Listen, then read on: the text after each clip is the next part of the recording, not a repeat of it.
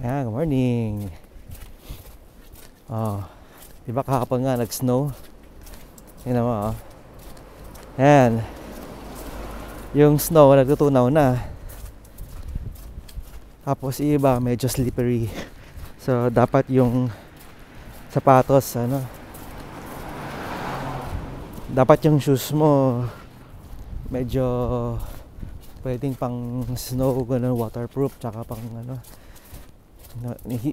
kasi yun nga, para ka naglalakad sa halo-halo. hindi siya maganda pag yung sapatos mo yung normal na sapatos lang, diba?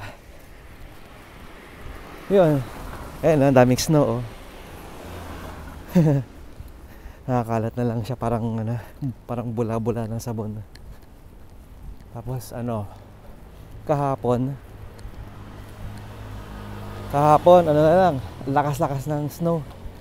Diba, yung sa video, ang puro puti lahat yan ang video. Ngayon medyo maambon, tapos natunaw na.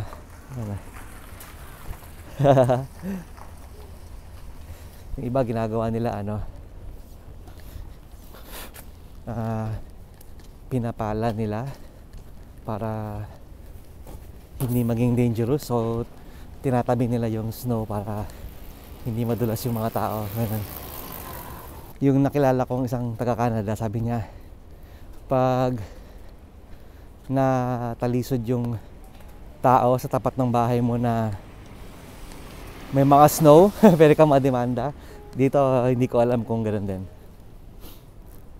Ayun. Kaya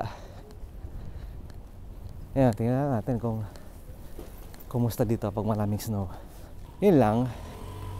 So walang snow.